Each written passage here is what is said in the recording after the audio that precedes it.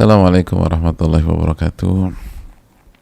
Alhamdulillah hamdan katsiran tayyiban mubarakan fi kama yuhibbu rabbuna wa yarda, wassalatu wassalamu ala nabiyyina Muhammadin wa ala alihi wa sahbihi wa man sara ala nahjihi bi ihsanin ila yaumil wa ba'd.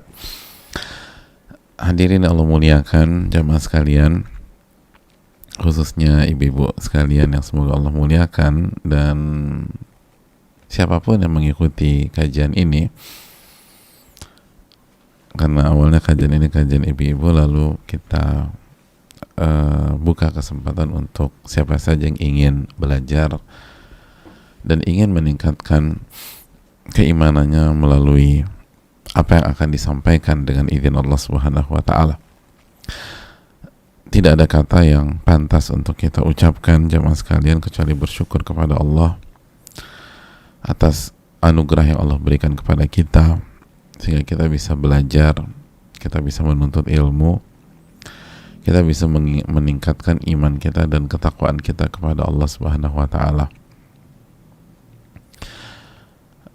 Dulu para ulama kita ketika mengajak untuk datang ke kajian, mereka menggunakan ungkapan ta'alau nu'min sa'atan, marilah kita beriman sejenak.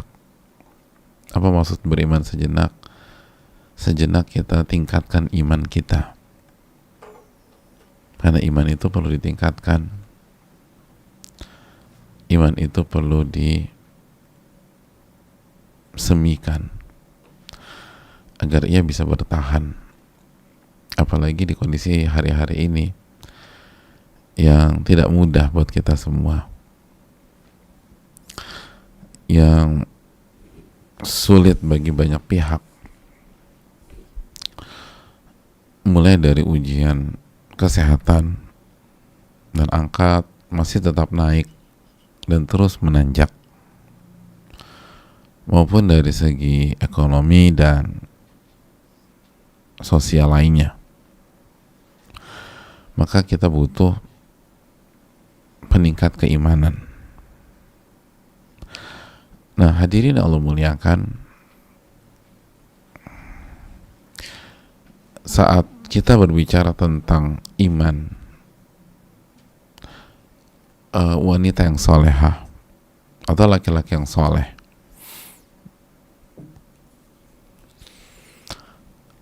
saat kita berbicara tentang bagaimana menjalani hari-hari ini dengan penuh kesabaran,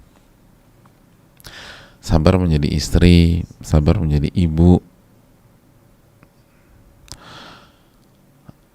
sabar menjadi anak, atau sabar menjadi orang tua. Gak mudah loh ngedampingin anak-anak sekolah online seperti hari-hari ini.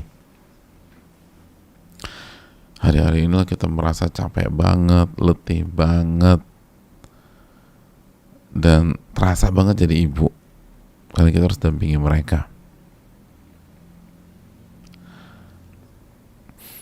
Dampingi anak-anak yang seringkali hanya pakai seragam atasan doang gitu loh, karena online, bawahannya udah suka-suka.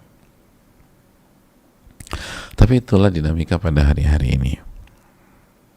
Nah, gimana sih kita bisa bertahan, kita bisa sabar?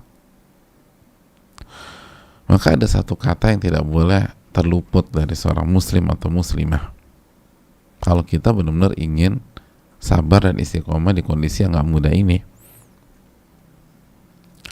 Kata itu adalah hidayah taufik. Ya, hidayah taufik. Hidayah yang akan merubah ini semua. Hidayah itu petunjuk, dan taufik artinya yang membuat seseorang itu menerima kebenaran dan mengamalkan kebenaran. Karena betapa banyak orang baca petunjuk nggak diamalin. Orang dapat petunjuk tapi selewat aja.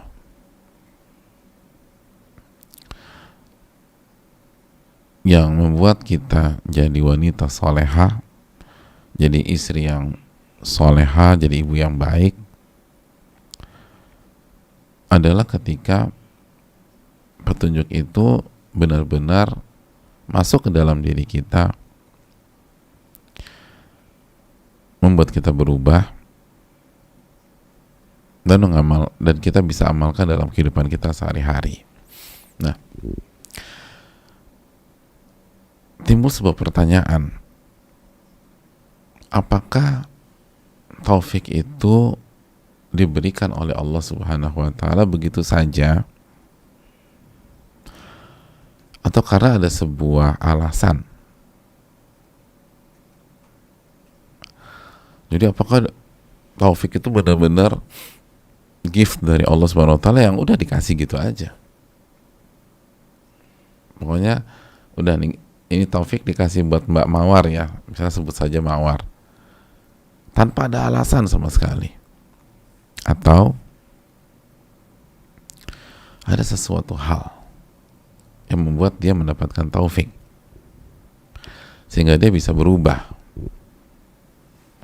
sehingga dia berubah jadi wanita yang awalnya panikan, mulesan, menjadi wanita yang penuh dengan kesabaran, ketenangan, dan keanggunan.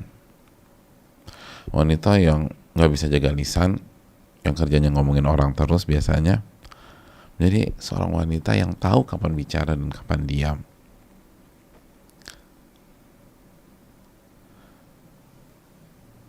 Istri yang selama ini ngerepotin suaminya menjadi istri yang mensupport suaminya di atas ketaatan. Ya awalnya nggak bisa nahan lisan kalau udah ketemu suami, dengan istri yang tahu bagaimana berbicara dengan suami. Nah, semua itu kan taufik ya. Terus apakah taufik itu datang begitu saja?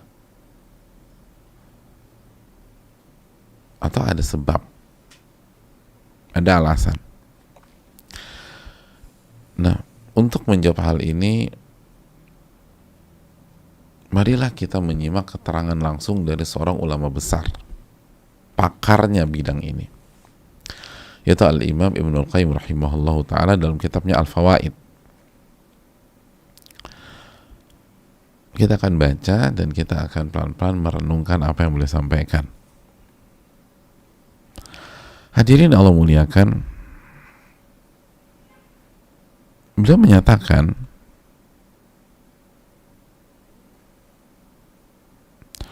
bahwa فَإِذَا كَانَ الْمَحَلُّ قَابِلًا لِنِعْمَةِ بِحَيْثُ يَعْرِفُهَا وَيَعْرِفُ قَدْرَهَا وَخَطَرَهَا وَيَشْكُرُ الْمُنْعِمَ بِهَا وَيُثْنِي عَلَيْهَا بِهَا وَيُعَظِّمُهُ عَلَيْهَا وَيَعْلَمْ أَنَّهَا مِنْ مَحْضِ الْجُودِ وَعَيْنِ الْمِنَّةِ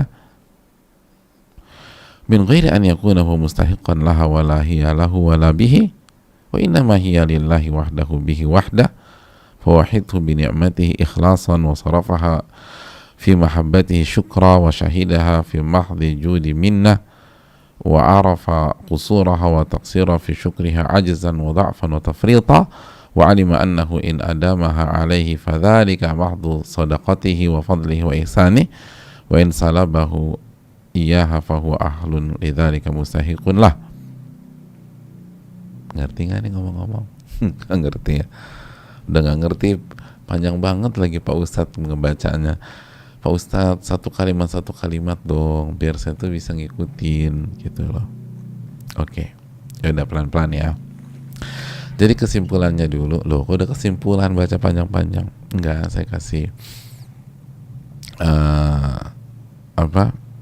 kasih poin besarnya, terus kita baca satu kalimat.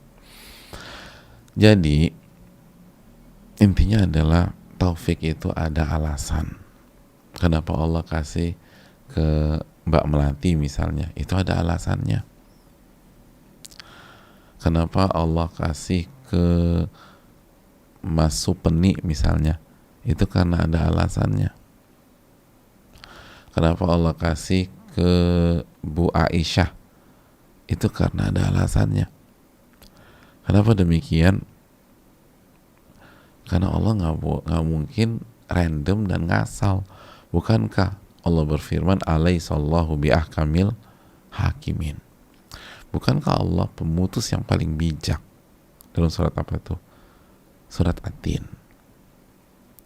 Jadi ketika Mbak Fulana berubah, semenjak kajian dia berubah.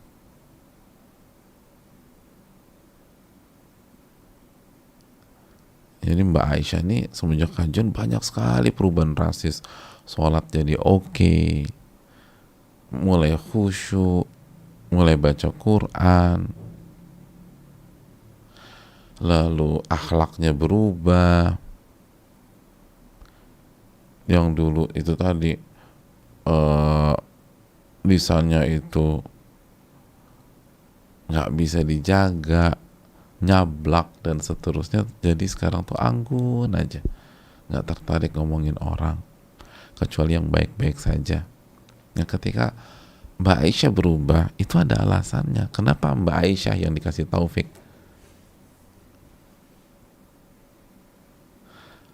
Kenapa bukan Ummu Jamil misalnya? Mbak Ummu Jamil. Tahu nggak Ummu Jamil siapa? Istrinya Abu Lahab, gitu kan? Nggak dikasih taufik sama Allah. Atau kalau kita baca sejarah, kenapa Salman Al-Farisi? Kenapa bukan Abu Thalib atau Abu Lahab yang merupakan paman langsung dari Nabi SAW? Tapi kenapa Salman yang dari Persia yang jauh banget? Hadirin, mari kita simak alasannya pelan-pelan. فَإِذَا كَانَ الْمَحَلُّ قَابِلًا لِنِعْمَةٍ بِحَيْثُ يَعْرِفُهَا. Dan ketika sebuah tempat atau hati menerima kenikmatan yang Allah berikan kepadanya, dan kenikmatan terbesar itu kenikmatan ilmu, kenikmatan kajian, kenikmatan taklim, kenikmatan kesempatan beramal, itu kenikmatan yang paling indah. Ketika hati itu menerima kenikmatan, maksudnya ia mengetahui kenikmatan tersebut dan mengetahui kadar, kedudukan, dan kerentanannya. Jadi ketika hati itu benar-benar tahu bahwa saat aku bisa ikut kajian, itu nikmat yang mahal loh dari sisi Allah. Itu tuh, hati bisa ngerti kayak gitu. Mbak, temenin aku yuk jalan-jalan siang. Enggak, aku mau kajian. Kajian kan nanti aja bisa dilihat rekamannya di YouTube. Betul. Tapi kalau bisa live, kenapa nggak live? Ya Mbak, nanti aja lah malam ikut kajian. Enggak, aku nggak mau. Kenapa? Karena kesempatan ikut kajian itu nikmat dari Allah, mahal. Nggak semua dapat kesempatan seperti itu. Ini tuh mewah banget. Mbak coba bayangin deh Mbak, Abu Jahal aja nggak dapat nikmat kayak begini. Dalam hati temennya, nih Mbak, kalau nggak mau udah bilang nggak mau aja, ngapain bawa Abu Jahal? Aku udah nggak jadi berangkat, dengerin kuliah dia lagi. Kan gitu, sebel nih orang. Hadirin Allah muliakan. Tapi si Mbak Fulana ini benar-benar serius. Aku nggak mau ketinggalan, karena ini nikmat yang sangat mewah, sangat mahal. Bisa ikut kajian, bisa dapat ilmu, bisa aja dapat kesempatan merubah diri jadi wanita soleha. Enggak, ini mahal banget, ini mewah banget, ini sesuatu banget, dan ini rentan. Kalau saya nggak ambil kesempatan, belum tentu saya dapat kesempatan itu. Memangnya ada yang jamin saya masih hidup nanti malam? Dengan enaknya aja bilang, kan bisa diikut, kan bisa nyimak nanti malam di rekamannya. Iya benar, tapi emangnya saya masih hidup nanti malam? Saya nggak tahu. Yang jelas kesempatan ini di siang hari ini. Jadi orang ini sadar banget bahwa ini adalah kenikmatan besar dari Allah. Dan tahu kalau disia-siakan ini bahaya buat dia. Ini bukan hanya sekedar kajian 1 jam atau 1,5 jam. Ini bukan tentang ayat-ayat Allah Subhanahu wa Ta'ala yang bisa kita dengar atau bisa kita lupakan. Ini itu anugerah.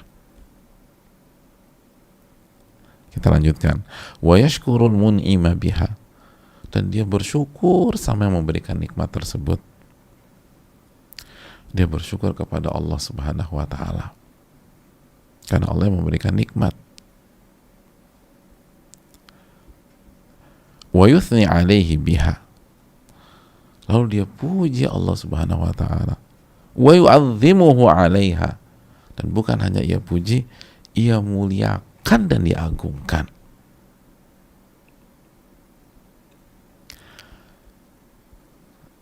Jadi dia tuh ikut kajian di siang ini bukan hanya sekedar ikut kajian terus nyimak, enggak. Apalagi nyimak sambil rebahan, enggak begitu. Itu sambil nyimak tuh sambil benar-benar ngerasa, ya Allah beruntung banget aku ya. Alhamdulillahilladzi bi ni'matihi tatimmu sholihat gitu. Bersyukur sama Allah. Lalu dia puji, alhamdulillah banget, alhamdulillah. Aku nggak tahu kalau aku nggak dapat hidayah, aku nggak dapat kesempatan belajar, mungkin aku tuh masih nggak jelas hari ini, seliweran lah, kesana kemari lah, nggak jelas junjungannya lah. Tapi sekarang aku tahu tujuan hidupku. Aku jadi belajar bagaimana menjadi seorang hamba. Aku jadi tahu bagaimana seorang istri harus bersikap, seorang ibu harus mendidik. Jadi Masya Allah banget deh. Alhamdulillahilladzi bi ni'matihi tatimmu sholihat. Dia puji Allah dan dia muliakan dan agungkan Allah karena ilmu dan nikmat tersebut. Jadi diagungkan gitu loh, benar-benar mulai dari penampilan gitu. Ini kan banyak ibu-ibu mentang-mentang kajian online, wardrobe-nya selalu daster lagi. Kenapa Bu pakai daster? Ustadznya nggak ngeliat. Jadi parameter ustadznya bukan as-sami'ul basir. Terus ikut kajian di atas kasur sambil rebahan, guling-gulingan, tengkurap sambil nungging. Ya Allah, kok bisa? Karena nggak ada kelihatan. Ini nggak memuliakan Allah sama sekali. Itu bisa membuat kita kehilangan taufik. Muliakan dong. Muliakan.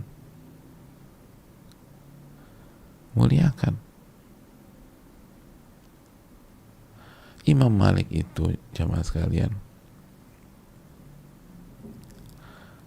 kalau mau ngisi kajian, mau nyampaikan hadis, beliau tuh pakai parfum dulu. Masya Allah. Nah ini ibu di rumah enak bisa pakai parfum karena di rumah pakai sebelum kajian nih serot gitu.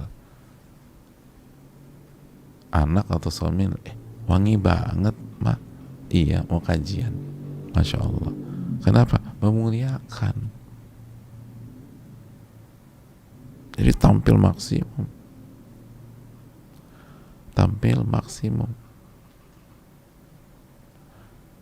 Itulah Imam Malik. Abdurrahman bin Mahdi, Al-Imam Abdurrahman bin Mahdi itu di kajiannya diem, tenang, nggak ada yang ngeraut pensil kalau di era itu ya. Artinya nggak ada suasana yang berisik atau mengundang perhatian kecuali beliau sebagai pusat perhatian. Kenapa memuliakan? Jadi kita muliakan Allah Subhanahu wa Ta'ala. Kita muliakan. Duduknya juga yang benar saat selama kajian. Jangan bicara ini mentang-mentang online, ngobrol aja, angkat telepon, lalu balas WA. Enggak, bukan begitu caranya. Harus mentakzim. Dan begitu selesai kajian tuh dibaca lagi, diresapi, berusaha diamalkan itu. Jadi ada takzim. Masya Allah, aku dapat ilmu yang luar biasa ya, gitu loh. Oke, kita lanjutkan. Wa ya'lamu annaha min mahdil judi wa 'ainil minnah min ghairi an yakuna huwa mustahiqan laha wala hiya lahu wala bihi. Lalu dia merasakan bahwa ini murni dari kedermawanan Allah Subhanahu wa taala. Ini murni nikmat dari Allah Subhanahu wa taala, anugerah dari Allah. Tidak ada unsur bahwa dia layak mendapatkan itu. Artinya orang yang akan diberikan taufik oleh Allah adalah orang yang merasa bahwa saya tuh nggak layak sama sekali. Saya nggak layak karena saya banyak dosa, saya banyak khilaf. Tapi ini murni dari Allah, murni dari Allah. Ini anugerah dari Allah Subhanahu wa taala. Bukan karena faktor sayanya. Kalau faktor sayanya memang nggak akan saya dapatkan ini. Wa innama hiya lillahi wahdahu wa bihi wahdah. Ini itu karena Allah dan dengan pertolongan Allah, gitu. Ini nih karena Allah dan dengan pertolongan Allah. Masya Allah. Jadi lihat deh, orang-orang yang dikasih taufik sama Allah punya persamaan, tidak pernah mengklaim ini karena faktor dia. Nggak pernah. Selalu dikembalikan ke Allah. Selalu menyatakan bahwa ini adalah pertolongan Allah, bukan karena saya, bukan karena saya. Itu jamaah sekalian.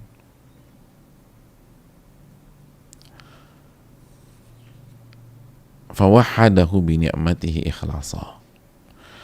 Maka orang tersebut akan mentauhidkan Allah Subhanahu wa taala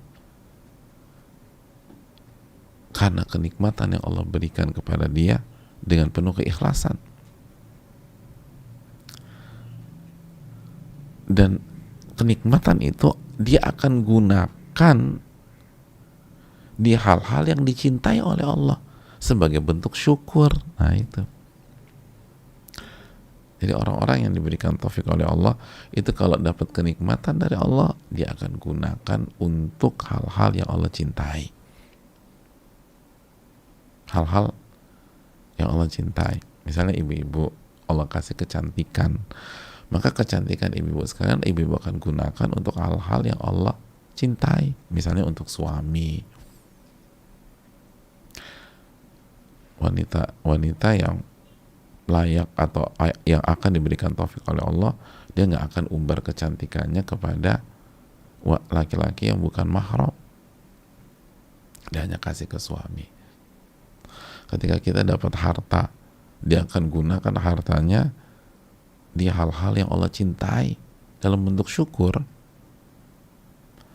Kecerdasan waktu digunakan untuk kajian, lalu setelah kajian digunakan untuk beramal. Pokoknya dia akan cari apa yang Allah cintai, ya gitu. Pola pikirnya gitu, apa yang Allah cintai, saya mau gunakan kenikmatan Allah untuk itu. Jadi dia nggak gunakan untuk hasratnya dan nafsunya, nggak akan dia gunakan. Walaupun dia mampu, gitu. Walaupun dia mampu, nggak akan dia gunakan. Dia mampu beli tas yang harganya 9 digit misalnya, tapi dia mikir, kalau saya beli tas itu Allah cinta nggak ya? Kok kayaknya lebih cocok ke kemubadziran deh. lebih cocok ke israf. Nggak jadi deh, nggak jadi. Lalu dia dikejar pertanyaan lagi, kalau gitu aku gunain untuk apa nih uang? Apa sih yang Allah cintai? Oh, ternyata Allah tuh cinta loh kalau aku berikan kepada fakir miskin, berikan ke anak yatim, aku berikan untuk dakwah, untuk fisabilillah. Ini aja nih, daripada beli itu mendingan ini. Itu calon orang-orang yang dapat taufik tuh begitu cara berpikirnya. Ketika dia dapat kenikmatan, dia akan gunakan di kotak yang Allah cintai. Wa syahidaha min mahdhi judihi minna.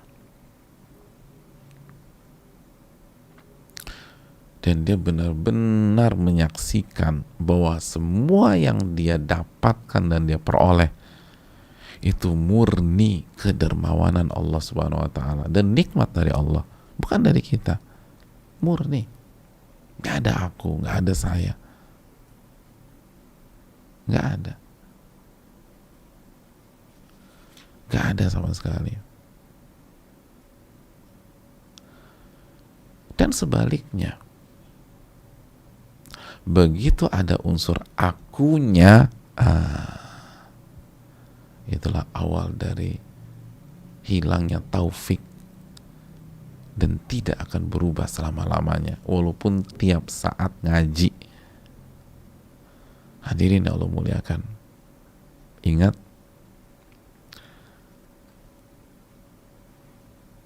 dalam sejarah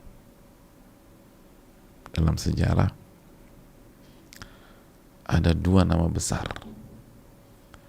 yang sama-sama dikasih kekayaan oleh Allah Subhanahu wa taala, dikasih fasilitas oleh Allah Subhanahu wa taala, tapi berakhir 180 derajat berbeda.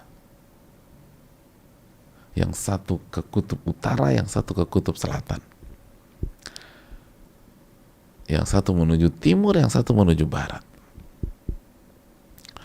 Yang satu mendapatkan taufik dan hidup dengan taufik dan wafat di atas taufik Allah. Dan yang satu terhempas dan hancur.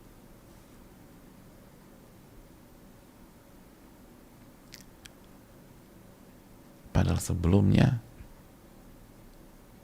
ia berinteraksi dengan firman-firman Allah. Siapa mereka berdua?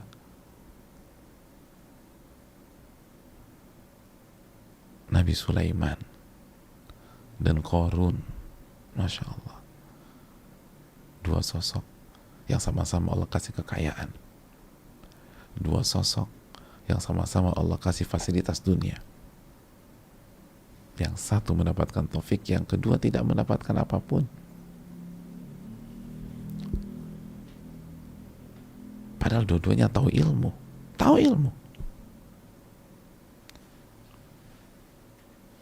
Dua-duanya berinteraksi dengan wahyu.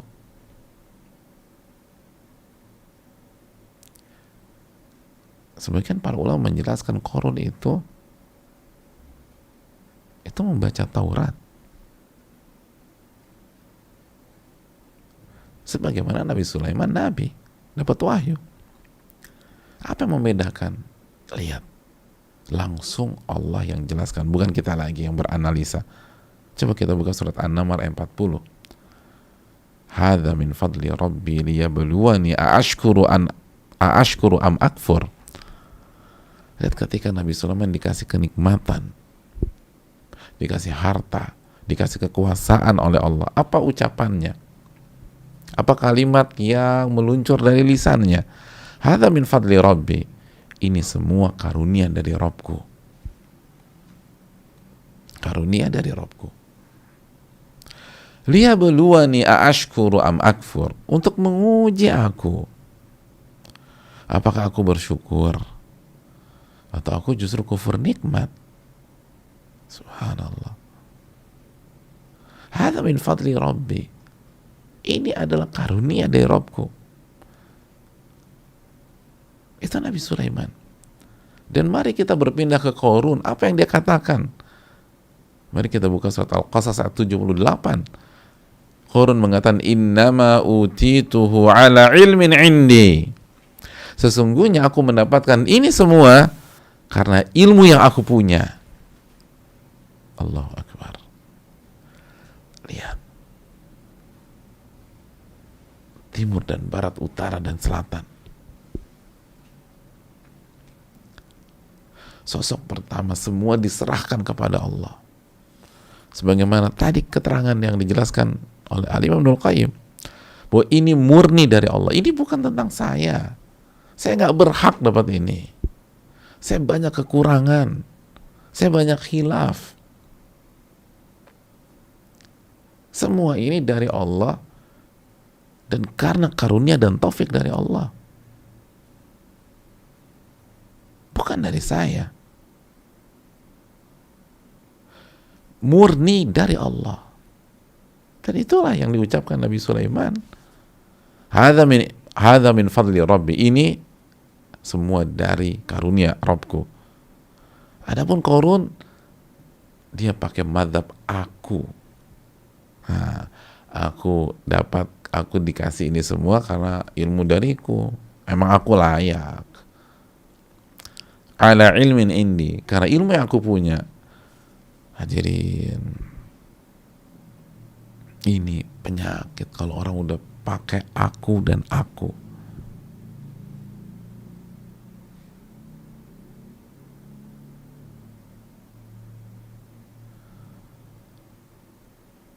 Karena aku yang buat ini. Aku yang ajak dia. Dakwah di sini aku yang ngerintis.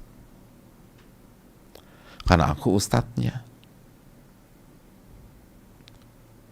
Kamu nggak tahu siapa panitia di kajian ini? Aku. Ya gini aja lah ibu-ibu sekalian.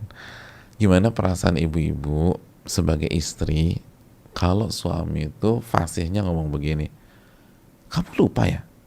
Siapa pemimpin di rumah ini? Aku. Enak gak sih dengarnya? Aduh nyebelin. Udah ganti topik lah mas. Aku juga tahu kamu yang jadi pemimpin. Udah gak perlu disebut-sebut. Ada yang coba tanya pada siap berapa persen di antara ibu-ibu yang kalau suami udah bermain aku dan aku pemimpin di rumah ini. Aku kepala rumah tangga di sini. Udah aku terus nih.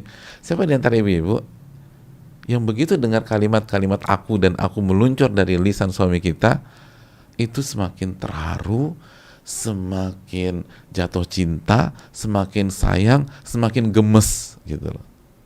Ya, gemes sama suami. Ya Allah beb, aku gemes banget loh sama kamu. Kenapa? Itu kamu sering ngomong aku dan aku.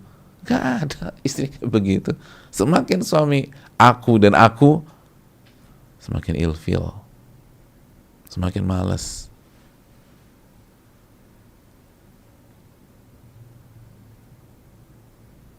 Iya kan? Itu simpel aja deh. Orang tuh kalau udah bicara aku dan aku, mazhab keakuan, udah, itu kunci utama hilangnya taufik. Makanya Qarun gak dapat taufik dari Allah. Nabi Sulaiman penuh dengan taufik dari Allah Subhanahu wa taala.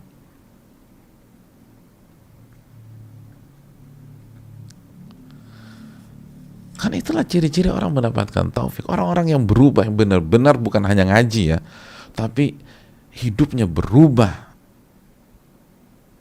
dengan ilmu yang Allah berikan. Ini polanya tuh demikian.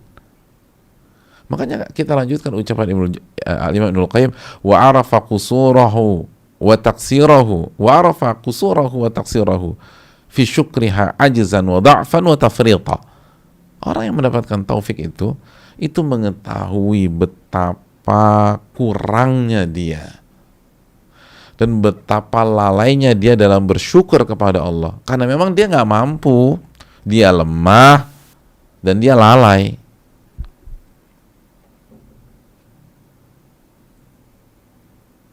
Orang-orang yang dapat taufik selalu punya ciri ini. Ini karakter yang gak bisa dipisahkan dari orang yang punya taufik. Mereka selalu mengakui kelemahannya, kekurangannya, dan ketidakmampuannya dalam bersyukur secara sempurna, karena memang dia lemah, dia gak mampu, dan dia lalai. Dan ini semua karena kebaikan Allah kepada dia. Wa alima annahu in adamaha alaihi fadzalika mahdhu sadaqatihi wa fadli wa ihsani. Dan dia tahu benar ketika Allah terus kasih nikmat ke dia, itu benar-benar murni sedekah dari Allah kepada dia, karunia yang Allah berikan kepada dia, dan kebaikan yang Allah kasih kepada dia. Dan lihat, wa in salabahu iyyaha fahuwa ahlun lidzalika mustahiqun lah. Dan kalau suatu waktu Allah ambil nikmat itu dari dia, maka orang yang Allah kasih taufik, yang layak dapat taufik itu, yang Allah pilih untuk mendapatkan taufiknya, dia merasa memang saya berhak menjadi orang yang Allah cabut nikmatnya karena saya banyak kekurangan gitu. Lihat, ketika kalau suatu waktu Allah ambil nikmat dari dia, dia nggak down, dia nggak terpuruk, dia nggak jatuh, tapi dia sadar memang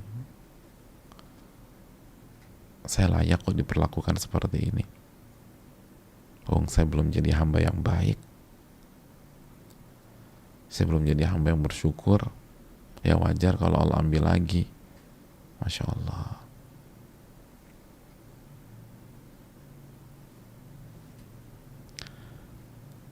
Dan benar-benar dari lubuk hati yang paling dalam. Jadi dia nggak terpuruk ketika misalnya Allah kasih penyakit. Kenapa? Ya memang saya layak. Siapa saya?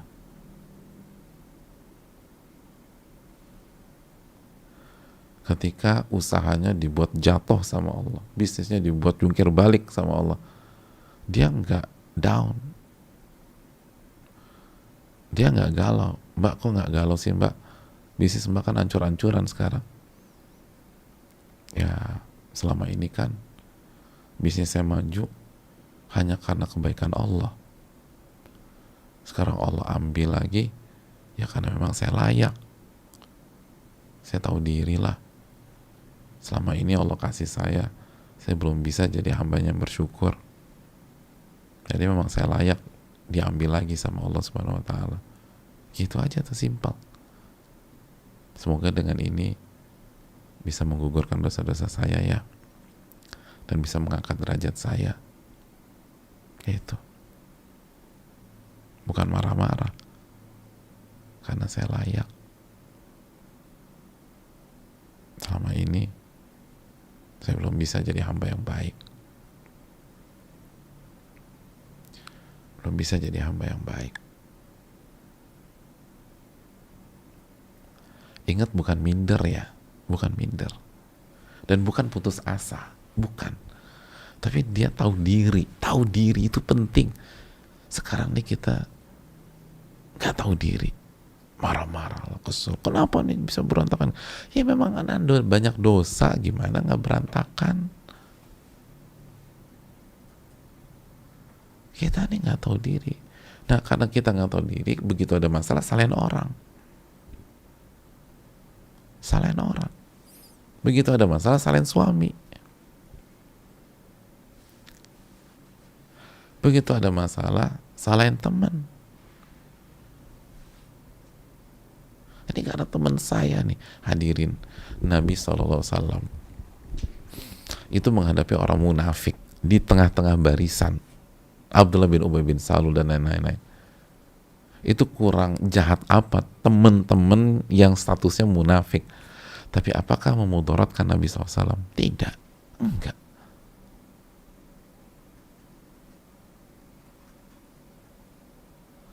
Karena Allah kasih taufik.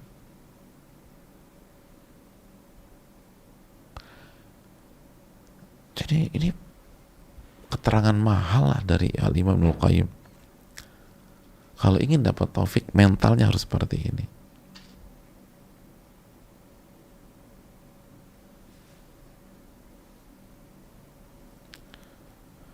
Mas, kok bisa sih bertahan kondisi berat gitu? Ini loh Pak, selama ini saya hidup nyaman itu bukan karena saya berhak, itu karena karunia dari Allah, itu kebaikan Allah. Dan saya tahu diri lah Pak, saya belum bisa jadi hamba yang bersyukur, maka saya bisa ngerti, bahkan saya akui bahwa memang kalau Allah mau ambil kenikmatan, saya yang pantas diambil seperti itu. Nah itu mental begitu tuh, mental orang yang akan dapat taufik. Kita lanjutkan. Wa kullama zadahu min ni'amihi izdada dhullan lahu wan kisar. Ini catat baik-baik nih. Orang yang akan Allah kasih taufik itu mentalnya semakin banyak nikmat Allah, dia akan semakin merasa diri rendah, semakin merasa diri hina di hadapan Allah, semakin inkisar tuh, aduh udah apa sih,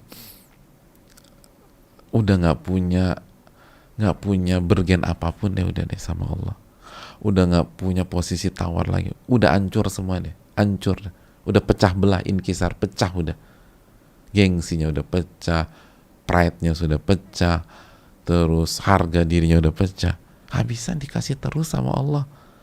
Dan di hari-hari yang sama kita maksiat lagi sama Allah, kita lupa bersyukur sama Allah, kita melakukan kemungkaran lagi, kita terjatuh ke dalam dosa.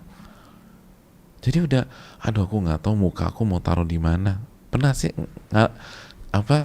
ngerasa kayak gitu? Kita tuh merasa belum jadi, misalnya kita merasa belum bisa jadi teman yang baik, sahabat sejati, tapi sahabat kita terus kasih kebaikan buat kita, sampai pada titik kita bingung mau taruh muka kita tuh di mana. Aduh udah nggak bisa deh. Atau misalnya ibu-ibu, kita merasa belum jadi istri yang baik, istri yang soleha, tapi suami kita setiap saat kasih kebaikan terus kepada kita, kasih kebaikan terus kepada kita, sampai pada titik itu kita salah tingkah, bingung, dan merasa rendah-rendahnya di hadapan suami kita. Udah nggak punya nilai tawar lagi, udah zero, udah mentok. Ya lo cari di mana suami kayak begini? Di waktu yang sama saya belum jadi istri yang baik, saya belum bisa jadi istri yang bersyukur, saya belum memberikan hak beliau dengan maksimal. Itu kayak begitu tuh. Udah inkisar, udah pecah, udah bingung saya mau ngapain, udah ikut aja deh pokoknya. Itu setiap mendapatkan kenikmatan dan ditambah nikmatnya oleh Allah, semakin merasa diri kerdil, merasa diri kecil, dan merasa diri udah nggak punya apa-apa. Itu tuh bukan justru bangga, sombong, merasa tinggi, emang aku layak ya karena performaku selama ini. Bukan seperti itu. Semakin merasa kerdil aja, ya Allah, kok bisa ya Allah baik banget ya, hari ini aku maksiat, tadi pagi tuh subuhku tuh hampir kesiangan, tapi ya Allah hari ini Allah masih kasih anak-anak yang baik banget sama aku. Hari ini Allah masih jaga suamiku.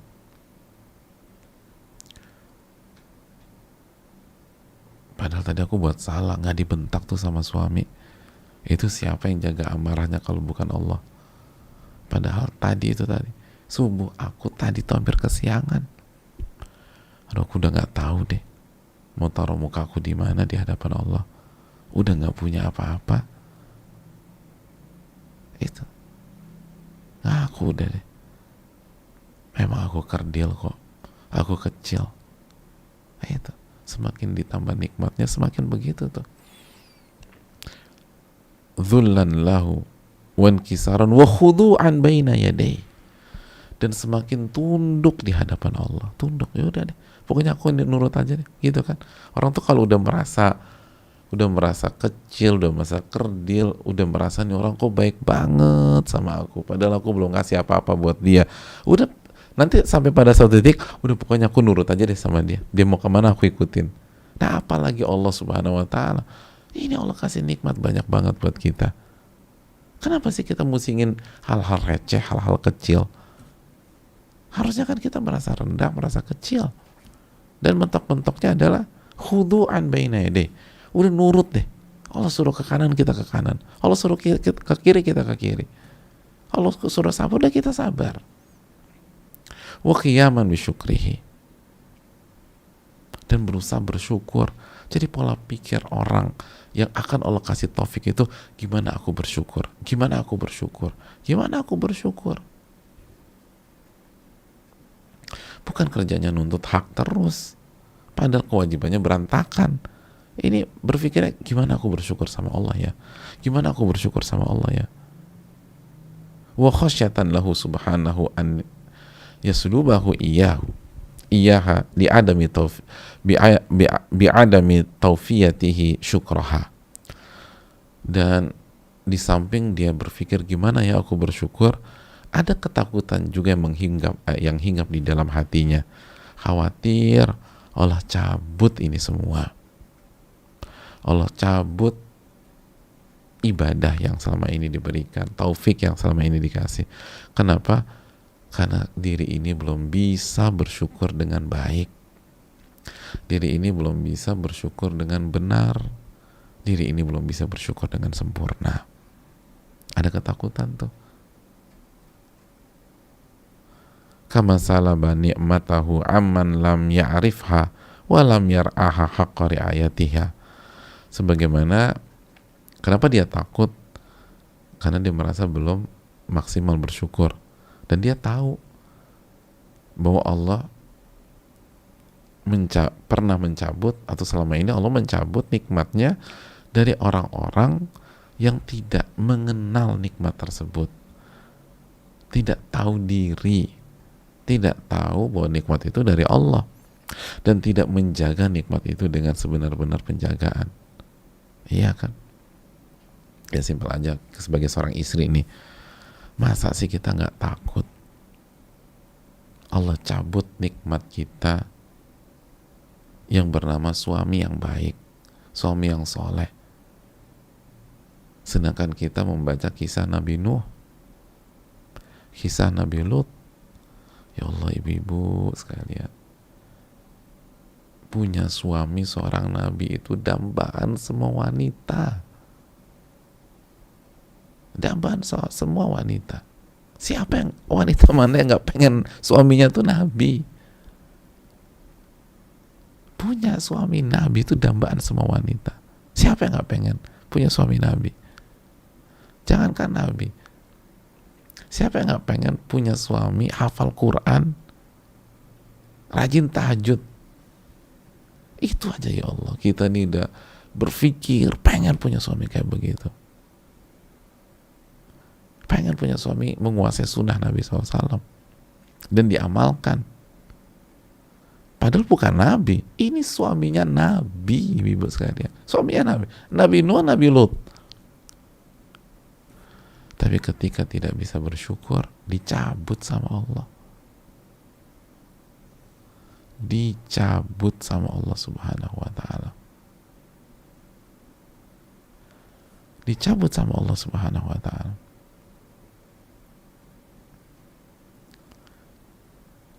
Padahal sebaik-baik suami udah perfect, perfect, perfect, perfect. Makanya kan coba buka surat At-Tahrim ayat 10. Daraballahu mathala lilladzina kafaru imra'ata Nuhin wa imra'ata Lut.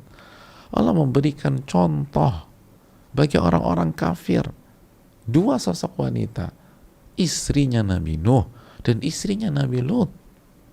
Kanata tahta abdaini min ibadina salihain.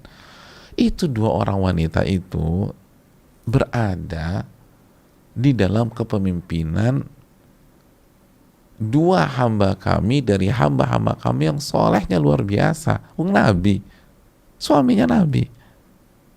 Fakhanatahuma, tapi bukannya bersyukur sama Allah, malah berkhianat, malah kufur nikmat. Falam yugniya anhuma minallahi syai'a. Dan tingkah pola mereka nggak ada gunanya dan nggak akan bisa sampai kepada Allah Subhanahu wa taala. Wakila dakhulan nar ma'ad dakhilin. Justru sebaliknya, Allah sampaikan kepada mereka berdua, masuklah ke dalam neraka bersama orang-orang yang masuk neraka. Masuklah ke dalam neraka bersama orang-orang yang masuk neraka. Hadirin yang Allah muliakan, ini yang perlu kita renungkan.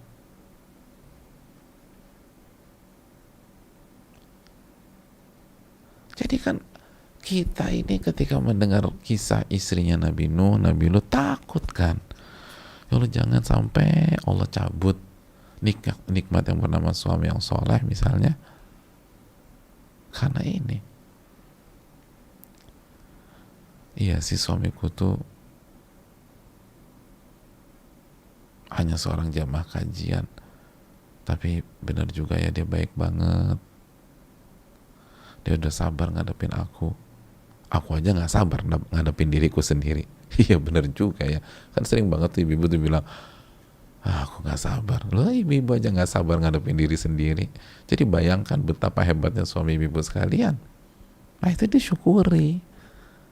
Dan harus ada rasa takut, jangan sampai Allah ambil tuh gara-gara kita nggak punya performa yang bagus, atau nikmat kajian, nikmat ilmu. Kenapa? Karena kita nggak bersyukur selama ini.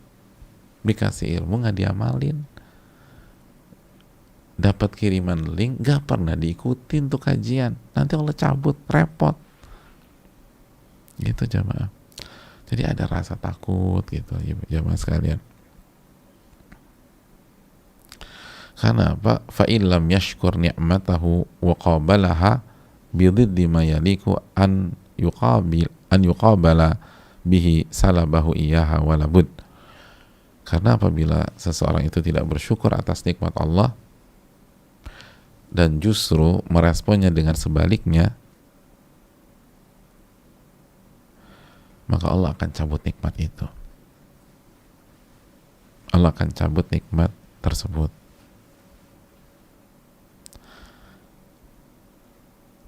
Karena Allah lah yang maha tahu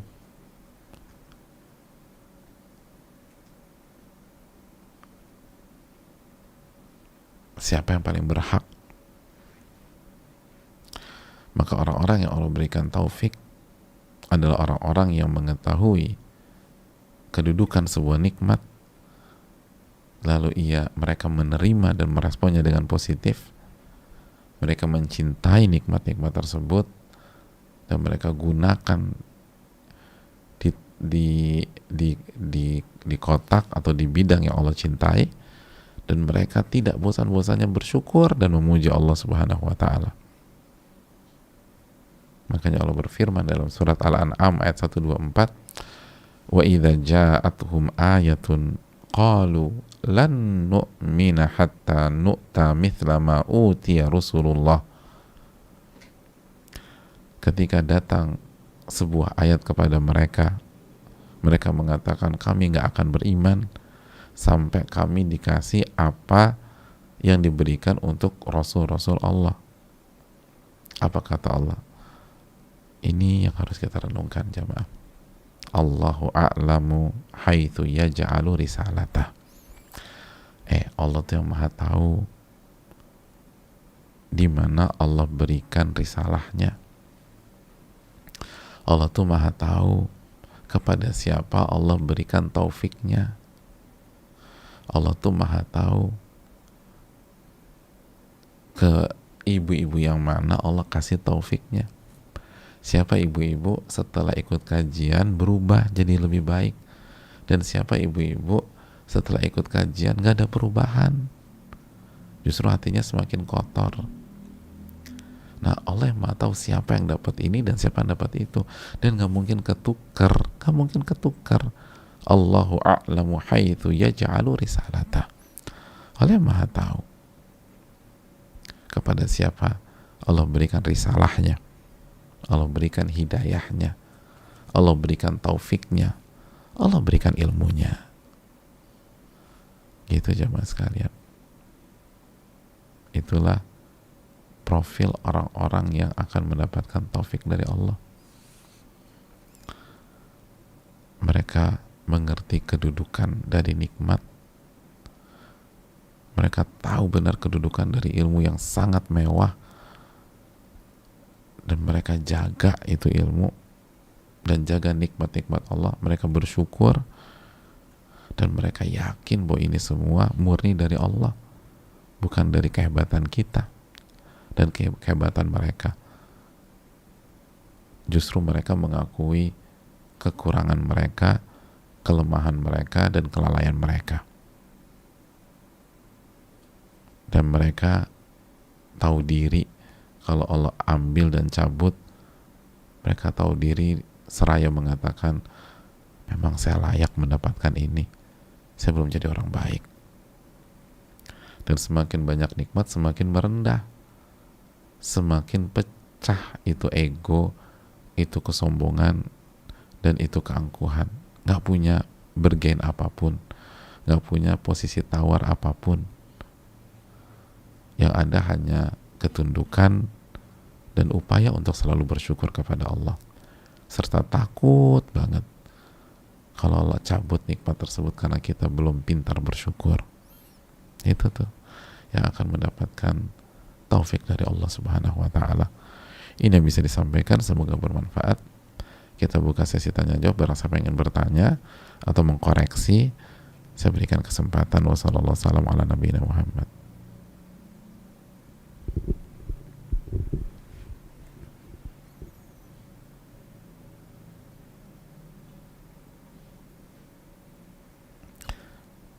Pertanyaan pertama, Assalamualaikum. Waalaikumsalam. Saya mau bertanya apa saja tips untuk mendapatkan hidayah, dan bagaimana kita bisa ikhlas kalau hidayah sudah kita dapat, dan hidayah itu bagaimana sih, dan dengan cara apa hidayah itu kita dapat atau datang ke kita. Terima kasih. Assalamualaikum.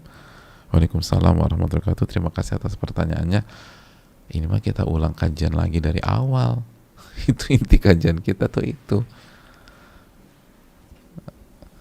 Oh, kata panitianya ini pertanyaan sebelum kajian dimulai. Masya Allah. Hebat nih. Dan ini pertanyaan sebelum kajiannya dimulai. Luar biasa lah. Jadi itu tadi jamaah. Orang-orang yang Allah kasih taufik dan hidayah hanyalah orang-orang yang tahu kedudukan, keutamaan nikmat itu sendiri, sehingga mereka menghargai nikmat itu, sehingga mereka menjaga nikmat itu dan bersyukur kepada Allah, dan meyakini bahwa semua ini dari Allah, bukan dari kemampuannya, bukan dari kehebatannya. Justru diri ini diri yang banyak dosa, dan semakin banyak kenikmatan semakin merasa kerdil, merasa kecil, merasa nggak bisa mengucapkan apalagi, jadi speechless gitu. Yang ada udah deh, aku tunduk aja lah sama Allah, aku nurut deh, aku bersyukur karena udah nggak bisa dijawab dengan apapun. Dan ingat, perbandingan antara dua sosok yang sama-sama dikasih kenikmatan, tapi yang satu dapat taufik, yang kedua nggak dapat apa-apa, yaitu Nabi Sulaiman dan Qarun. Mereka berinteraksi dengan ilmu Allah, tapi yang satu mengatakan innama utituhu ala ilmin indi, aku ini dikasih semua fasilitas karena ilmu yang aku miliki. Jadi ke diri dia. Adapun Nabi Sulaiman mengucapkan apa? Nabi Sulaiman mengucapkan hadza min fadli rabbi, ini adalah karunia dari Allah untuk menguji aku apakah aku bersyukur atau aku kufur nikmat. Lihat, orang-orang yang diberi taufik itu nggak pernah bermadhab aku gitu loh. Pokoknya nggak suka dengan mengatakan aku dan aku. Ini dariku, aku yang berjasa, aku yang ngerintis, aku yang ngebangun ini semua, aku yang soleh, aku yang jujur, dan aku enggak. Hadza min fadli rabbi, ini karunia Allah, bukan ini karena kebaikanku. Wallahu ta'ala alam.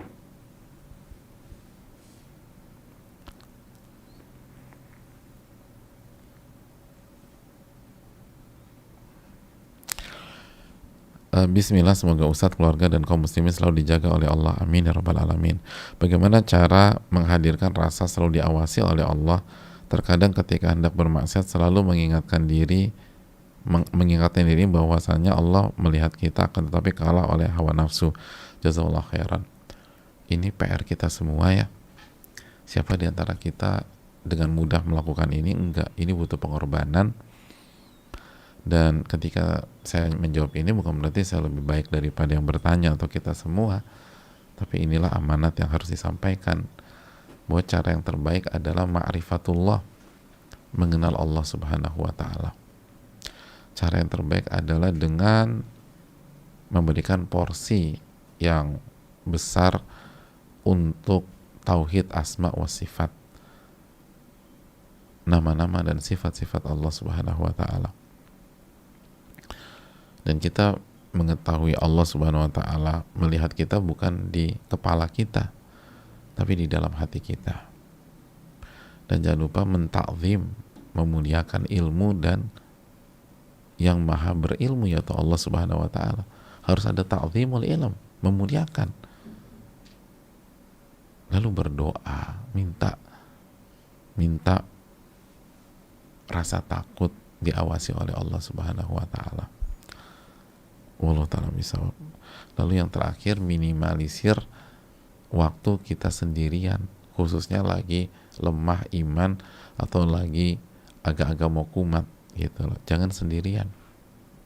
Kita bersama sahabat yang soleh atau sama suami yang bertakwa, biar kita dijaga. Allah ta'ala alam.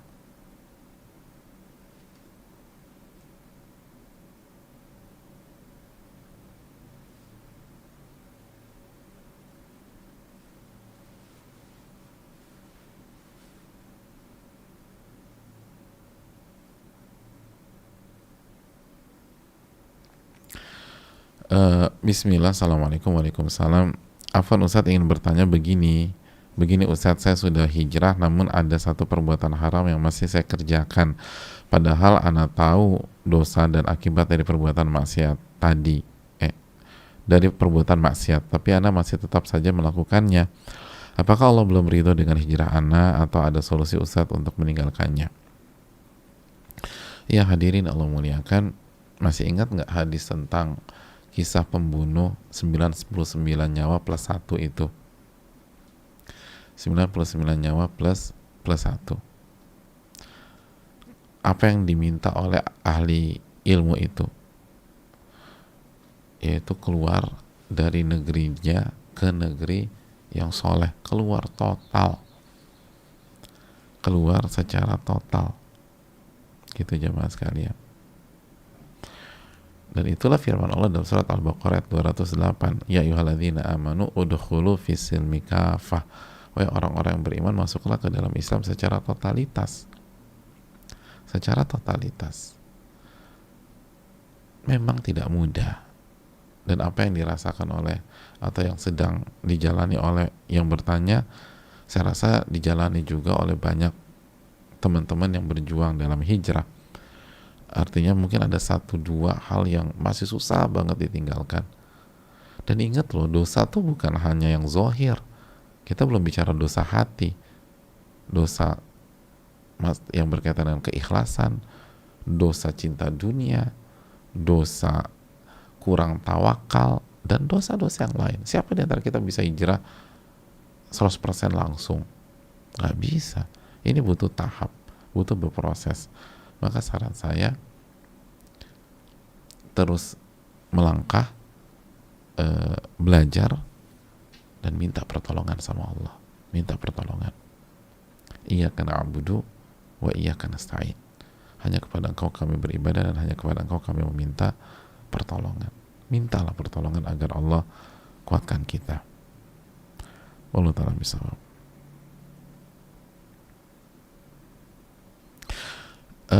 Bismillah, assalamualaikum warahmatullahi wabarakatuh. Waalaikumsalam warahmatullahi wabarakatuh.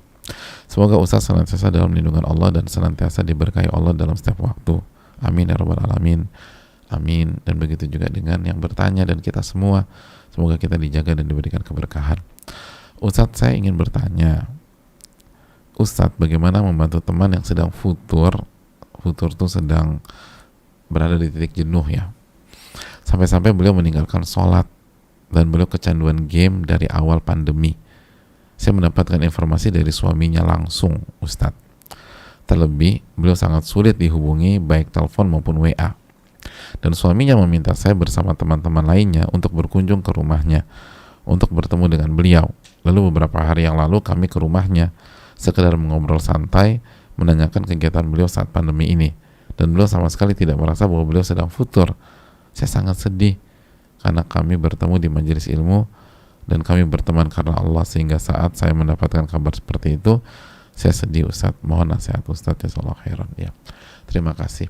Yang pertama, bersyukurlah kepada Allah ketika kita diberikan rasa sedih dalam kasus-kasus seperti ini, karena insya Allah sedihnya kita itu tanda iman kita aktif, tanda iman kita hidup. Jadi bersyukurlah kepada Allah, karena kan kata Nabi apa? La yu'minu ahadukum hatta yuhibba li akhihi ma yuhibbu li nafsi. Tidak beriman salah seorang dari kalian sampai dia menginginkan untuk saudaranya apa yang dia inginkan untuk dirinya sendiri. Ketika kita ingin istiqomah, maka kita ingin sahabat kita istiqomah atau teman kita istiqomah. Dan ketika dia tidak istiqomah, kita sedih, itu tanda keimanan. Jadi bersyukurlah kepada Allah.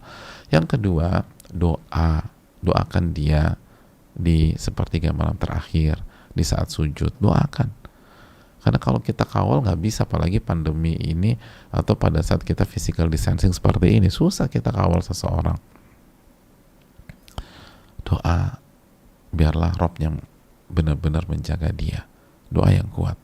Terus yang ketiga, kasih perhatian, telepon, lalu buat kelompok belajar gitu loh.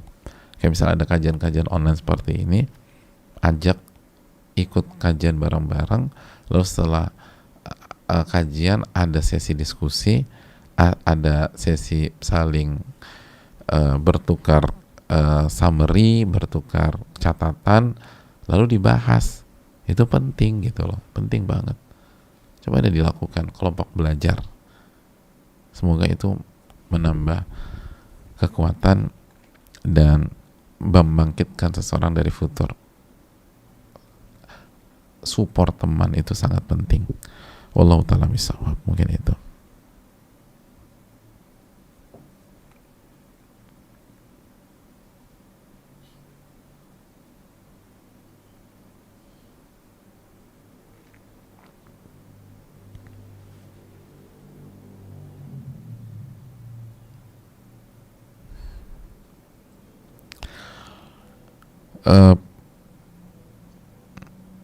Semoga Ustadz beserta keluarga kaum muslimin senantiasa diberikan perlindungan oleh Allah. Amin ya rabbal alamin. Ustadz, cara agar tidak gampang futur dan putus asa gimana ya? Ana sadari ana sering sekali mengalami futur sejak ditimpa musibah. Padahal sebenarnya ana ingin merasakan nikmatnya ibadah lagi seperti sebelumnya. Selama itu ana sering punya rencana. Selain itu ana sering punya rencana, tapi sering mengalami kendala juga. termasuk dalam masalah jodoh. Terkadang Anda merasa tidak semangat untuk belajar atau tidak, atau untuk memperbaiki diri lagi. Bagaimana cara mengatasinya? Jazakallahu khairan. Alhamdulillah. Yahdikumullah wa yuslih balakum.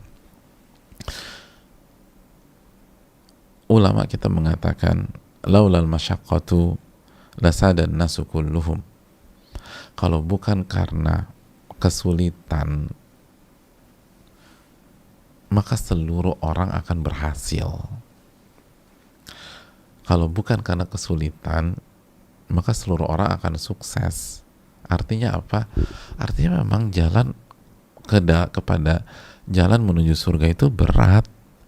Jalan mencari ridho Allah itu nggak mudah, memang sulit. Makanya kan yang berhasil selalu minoritas. Orang-orang bertakwa kan minoritas. Yang ranking 1 dulu mayoritas atau minoritas? Minoritas. Juara kelas minoritas. Juara olimpiade minoritas. Semua orang sukses itu minoritas. Kenapa bisa minoritas? Karena mayoritas manusia gak mau capek, gak mau letih, gak mau susah, gak mau menghadapi kesulitan, maunya instan, dan tidak ada kesuksesan dengan instan. Lihat Nabi SAW, 13 tahun beliau harus merasakan sakitnya, ditekan, dihina, dicela, bahkan sahabat-sahabat beliau disiksa di kota Mekah selama 13 tahun. Lalu beliau harus berangkat ke Madinah, lalu berjuang lagi di Madinah. Semua itu adalah bukti bahwa konsepnya adalah sebagaimana yang kita katakan. Dan ujian kita ini gak ada apa-apanya dibanding ujiannya Nabi SAW dan para sahabat. Maka coba tawakal kepada Allah. Ihris ala ma yanfa'uk wasta'in billah wala ta'jaz, atau wala ta'jiz. Nabi SAW bersabda, berusahalah dan berjuanglah mengejar apa yang bermanfaat bagi Anda, minta pertolongan kepada Allah, dan jangan lemah. Wallahu ta'ala bisawab.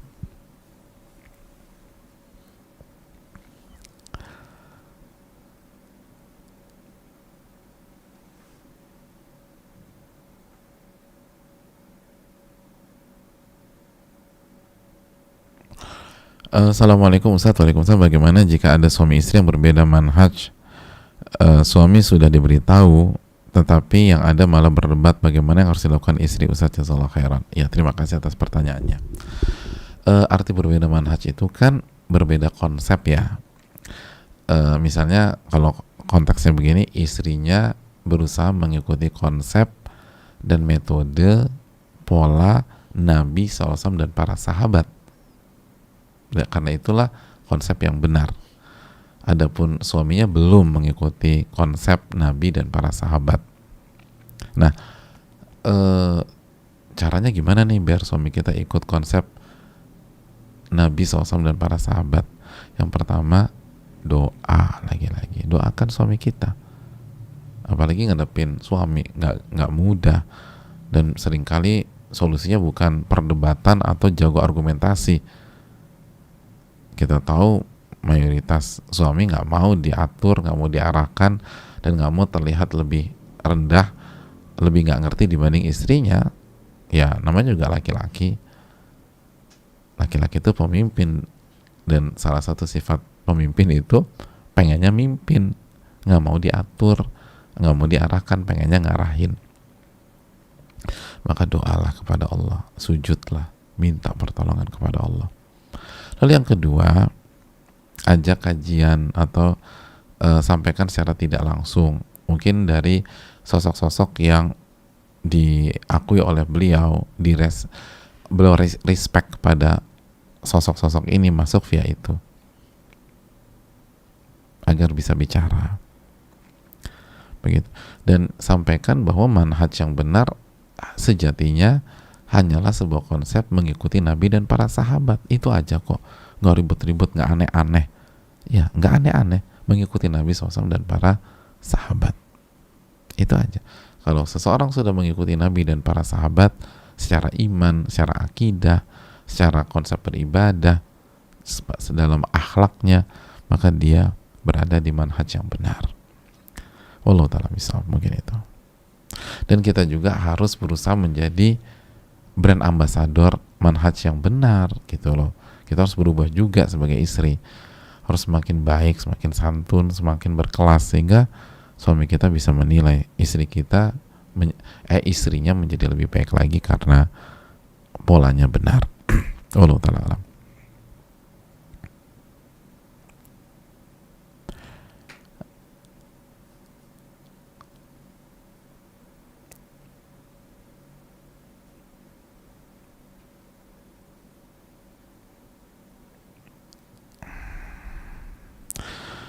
Assalamualaikum warahmatullahi wabarakatuh. Waalaikumsalam warahmatullahi wabarakatuh. Semoga Ustadzuna beserta keluarga dan umat muslim yang semoga dirahmati oleh Allah Subhanahu wa taala. Amin ya rabbal alamin. Begitu juga dengan yang bertanya, dan kita semua semoga dijaga oleh Allah Subhanahu wa taala dan dirahmati oleh Allah. Mohon izin bertanya Ustadzuna. Ketika saya bekerja, saya berpikir untuk melaksanakan kewajiban saya saja. Mengenai hak saya hanya meminta kepada Allah Subhanahu wa taala. Perihal digaji atau tidaknya, saya berusaha tidak menagih hak saya terhadap makhluk. Hal ini saya lakukan agar mempertahankan hidayah kepada Allah dalam berhijrah dan istiqomah untuk bergantung kepada Allah Subhanahu wa taala. Apakah tindakan yang saya lakukan sudah benar wahai Ustadzuna? Ya, terima kasih. Jazakallahu khair, barakallahu fikum wa iyyakum. Jawabannya gini loh. Secara ikhtiar kita harus berikhtiar. Di antara ikhtiar adalah bekerja, menjadi profesional misalnya, lalu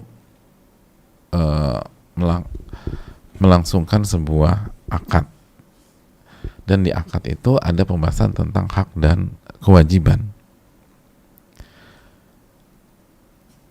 Hak dan kewajiban.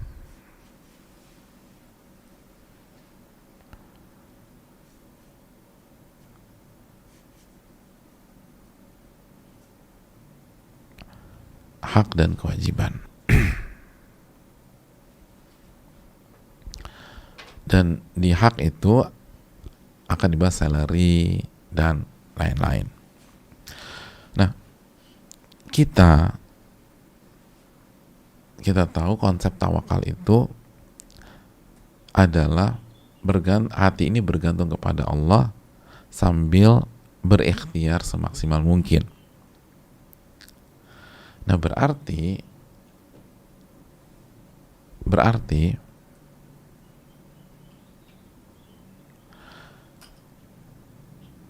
kita pun melakukan atau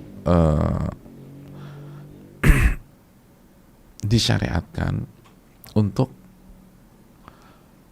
melakukan sebuah akad MOU yang di dalamnya ada atau berisi hak-hak kita tersebut. Hak-hak kita tersebut. Jadi lakukan itu. Dan kita boleh nego sesuai dengan kapasitas dan kebutuhan kita. Jadi kalau memang misalnya standarnya kita di posisi tersebut dengan tingkat kesulitan, kemampuan, skill, expertise kita digaji atau mendapatkan 100 juta. Jadi caranya bukan ya udah deh nggak usah 100 juta, UMR aja deh, 3 juta aja, 3 juta. Enggak juga. Tetap misalnya digaji 100 juta. Karena kan ketika kita ingat sabda Nabi SAW, ni'mal malu salih li rajul salih. Sebaik-baik harta itu atau sebaik-baik harta tersebut atau sebaik harta yang soleh itu untuk atau di tangan orang yang soleh. 100 juta itu lebih lebih indah dan lebih elok, lebih bermanfaat di tangan orang soleh daripada 100 juta di tangan orang fasik, dibeliin yang nggak jelas. Tapi di tangan orang soleh dia bisa berinfak, dia bisa bersedekah, dia bisa beramal, dia bisa dukung dakwah, dia bisa wakaf dan seterusnya. Jadi kalau memang kapasitas kita dibayar mahal, nggak ada masalah kita minta itu. Yang sebaik-baik harta yang soleh di tangan orang yang soleh. Nah, tapi setelah semuanya sudah dilakukan, ternyata ada masalah pihak tersebut tidak memberikan hak kita, nah disitulah jangan sampai hati kita galau gara-gara itu. Tetap aja fokus pada kewajiban. Kalaupun kita mau tuntut dengan fisik, jangan dengan hati. Jangan baper. Jangan hati kita galau. Enggak. Hati minta sama Allah, bergantung sama Allah, yang kasih rezeki Allah. Tapi kita boleh urus itu dengan fisik kita. Wallahu ta'ala alam bisawab. Itu yang perlu kita camkan.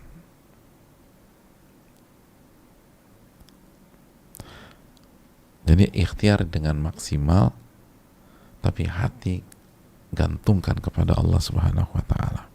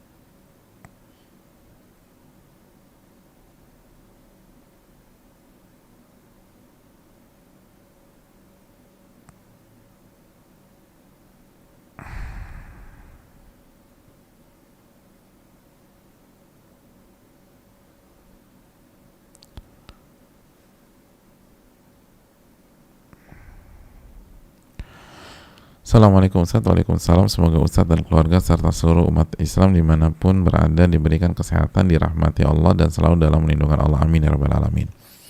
Izin bertanya, dalam kajian waktu itu dijelaskan anak adalah ujian bagi orang tuanya, serta musibah yang menimpa seseorang dikatakan sebagai akibat dari dosa yang dikerjakan. Ya, saya ingin tanyakan, apakah ketika anak melakukan maksiat merupakan dosa dari orang tuanya, atau memang dosa anak tersebut semata? Dan apakah kalau anak tersebut berbuat dosa, sebuah keburukan, maka orang tuanya mendapatkan dosa tersebut? Saya jawab dulu ya. Jawabannya adalah tergantung. Kalau anak itu berdosa atau melakukan maksiat karena ketidakmaksimalan orang tua dalam mendidik anak tersebut, maka orang tua pun ikut kena masalah. Orang tua ikut bertanggung jawab. Tapi kalau orang tua sudah maksimal mendidik, tapi anak itu melakukan dosa, maka itu bukan tanggung jawab orang tua lagi. Itu kesimpulannya. Ustadz, ada satu lagi. Ustadz sering kali mengatakan kalau pernah terjatuh ke dalam dosa, cepat-cepat bangkit kembali. Padahal ternyata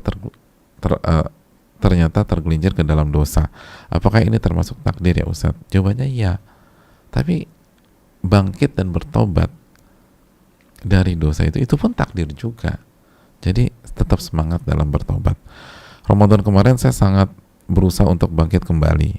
Alhamdulillah atas rahmat Allah saya dapat mengikuti kajian serial Riyadhus Shalihin yang sedang mengkaji bab taubat dan sabar. Rasanya bersyukur sekali bisa mengikutinya.